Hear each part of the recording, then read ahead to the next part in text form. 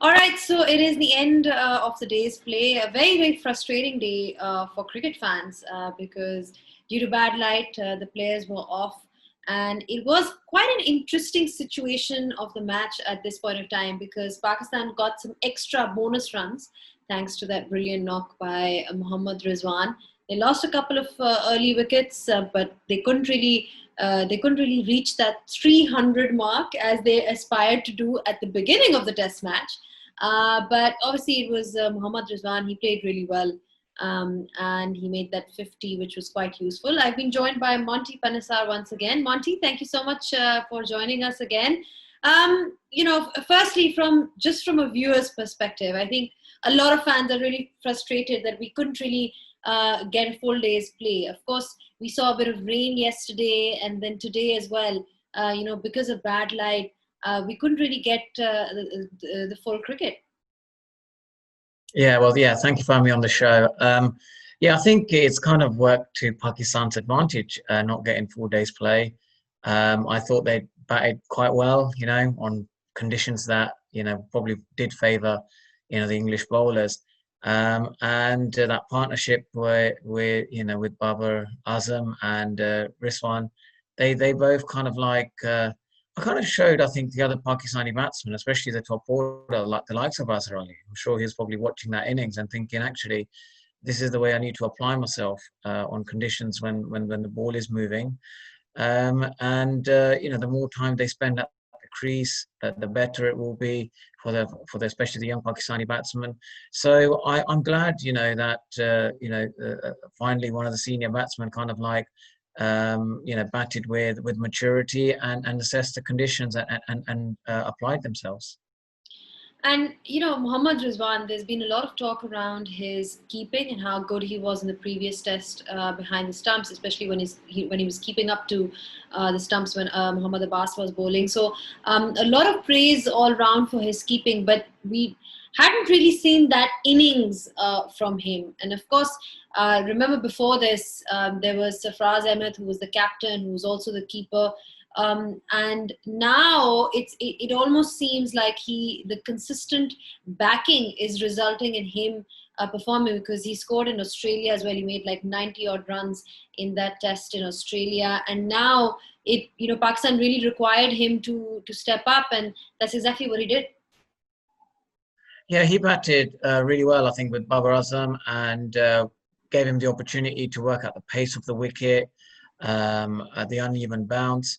And then when he was batting with the tail, he managed to, play a few shots. And that was the ideal role. That was absolutely ideal what he had to do. So, look, Pakistan getting up to 220 is a bit more competitive, than yesterday. Now, if the tail can wag a little bit and try and get to 250, maybe a little bit more than that, I think they're very much, in the game. But I think, with a bit more rain around in the next few days, the Pakistan bowlers will, they'll look forward to bowl on this pitch as well.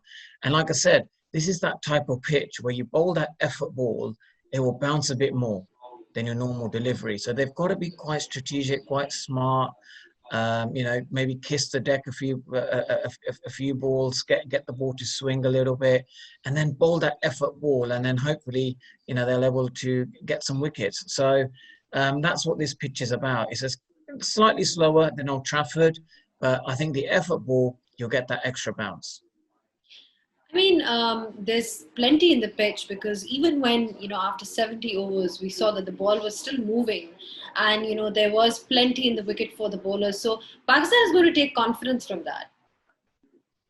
Yeah, I think Pakistan will be taking confidence from that, and I think they would also look at how England bowled with the second new ball. They bowled a bit shorter, they're a bit erratic in their lengths, and the Pakistani batsmen capitalised on that, which allowed them to get past 200.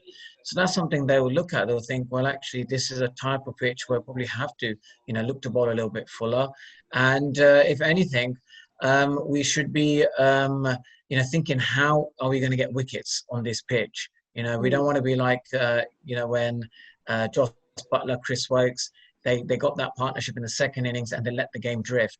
You know, they should be thinking that it is that fuller ball that's going to probably look to get the wickets, but also the bouncer. You know, the bouncer needs to be a surprise ball. There's an effort ball in there, which is slightly back of a length. So, you know, I feel like I'm giving, you know, Pakistan bowlers their game plan on how to bowl on this pitch. But I think that's the ideal sort of game plan they need for especially for this slow pitch in Southampton. Do you think England was perhaps a bit too keen at times in terms of sort of searching for wickets? Yeah, I think especially with the second new ball, you know, they thought that the wickets will come, but it's that type of pitch where the Pakistani bowlers must know that you know, once a batsman does the hard work, they can actually score runs on this wicket as well. So it's really important that Pakistan, once they bowl opportunity to bowl tomorrow, they really look. They have that mindset of thinking, I'd rather get hit off the front foot for four than get hit cut. You know, I'd rather see them bowl a half volley and get hit for four, and that's easy to adjust. Rather than when you bowl it short, then you start searching for your length, and you end up bowling it slightly fuller. So that becomes a half volley, and you've already gone for two boundaries. So I think that's the mindset they should go in there. And you know, the chance is that the ball would move in the air if they bowl it slightly fuller. And if they, you know, if the Pakistani bowlers can get it to reverse under conditions which are slightly more sort of humid and wet, I'm not sure that they can. You know, if there's only one team that can get it to reverse, they will. But I think Fuller getting it to swing will be, you know, the mindset for tomorrow. And they've got the leader of the attack, Mohammad Abbas, you know, who's perfect for that because we've seen what he can do. So he's going to be really important. He's going to have to play a really important role tomorrow. Yeah, I think he's, you know, he cherishes under these kind of conditions. He exactly knows how to bowl on these pitches, and his length is naturally fuller. If anything, you know, he bowls the ideal length. Looks to attack the stumps and then gets a bit of seam movement. And he bowled some, you know, Jaffers, you know, to Joe Root and also, you know, Ben Stokes in the last Test match. So he's got that ability. You know, I think he's going to be the key with that new ball. If he can get a few wickets early doors, then I think that will put a lot of pressure. Especially there's no Ben Stokes playing and Zach Crawley coming back. So you know, I think Azhar Ali will be looking towards him to you know, to set the tone for the rest of the day for Pakistan. I was just going to come to that England batting lineup now. Of course, like we heard that Ben Stokes is not here. He's not playing. So that obviously puts them. Well, they've got Zach Crawley in, but I'm talking about what kind of a huge blow it is for England to be losing out on a player like that because we know what he can do with the bat as well. Yeah, look, we know Ben Stokes is valuable to this England team because he bats with maturity, which has come over time. And, you know, he's able to play the sort of consolidating innings and bat, you know, leaving the ball and just bat long periods of time. And then later on, he can really accelerate. So that, I think they're going to miss that a lot. But then if this England team want to become number one in the world, they need to win matches without Ben Stokes being there. You know, they need to win games when Jimmy Anderson or Stuart Broad is being rested. So I think this Test match is a real good sort of indicator of where is this England team when Ben Stokes isn't playing. And speaking about Babar Azam, I know we had a chat about him yesterday and how his role is going to be so important today. He made a near 50, but then got that peach of a delivery by Stuart Broad. Yeah, that's exactly what this pitch is about. You know, you can do the hard work, and then suddenly you know you get a real good, you know, a delivery that, you know, he played it perfectly well, and it just seemed, you know, and I think during the first hour when England were bowling, Stuart Broad was like getting that ball to seam a lot. So that's encouraging signs for the Pakistani bowlers as well. You know, they can do the same thing if they capitalize on the conditions. And, you know, if you can attack the stumps and get it to move, that's probably with the ideal length. You know, that is a similar length that even Joe Root will get out to as well. So, look, Babar Azam, I thought, you know, if you're going to get Babar Azam out, you're going to get him out by bowling a Jaffa. And I think he really showed that he can apply himself on English conditions. Yeah, of course, people are waiting for that massive 100, but I guess it's different on these wickets. It's not that easy, and like you said, one good delivery, and no matter how many balls you've played, you can still get out to that. But Pakistan has relied heavily on Yasir Shah to win them games. Mostly when conditions have been dry. His role sort of comes to play even more when it comes to the day 3, day 4, and as the pitch kind of wears and tears. So, but currently, from what you've seen, it seems like they're seeming. We haven't really seen the spinner in action yet. So, what do you make of what you've seen so far? Do you think he's going to have any role to play? Because, like I said, Pakistan does heavily rely on him to take wickets, because you're dealing with a 17-year-old Naseem Shah. Shaheen Shah is also relatively young. Who's going to bowl the long spells for you? Well, I think there's going to be a rotation between, we got Shine Afridi, who's a good left armer. And I think what Azhar Ali needs to do is work out who are his control bowlers. So who are the bowlers that won't go for many runs, and who are the bowlers that he's going to look to attack, right? So then if you can't have both, from both ends, the runs flowing. And I think Yasir Shah can bowl defensively, if he needs to. But I think, Yasir Shah bowls well when you tell him to go and to spin the ball and bowl attackingly. So from the other end, he needs a defensive bowler, to control one end. So I think Abbas will be really good, especially on these helpful conditions. Maybe have him and then Yasir Shah bowling. And then if they want to put pressure on both ends, I think Yasir Shah and then maybe Shine Afridi will be good, or even the young 17-year-old. These are both attacking bowlers. But I think the control bowler probably they'll look towards is Mohammad Abbas, who looks to attack the wickets and he doesn't give much away. So that's how Azhar Ali needs to rotate his bowlers. He needs to say one side of the wicket needs to be an attacking bowler, and from the other end, a bowler that can control. And just in terms of his captaincy as well, I mean, it's going to be so important when you're looking at when you haven't put too many runs on the board. Like, Pakistan probably not going to be making over 300 runs. I hope they do, but it doesn't look like it.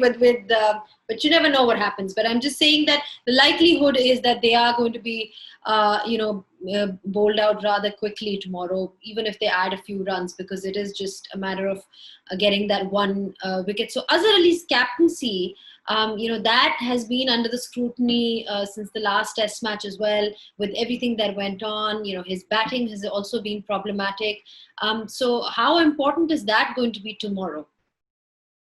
Well, I think with Azhar Ali, you got to be slightly sympathetic as well. You look at other captains around the world. They have probably slightly more experienced players.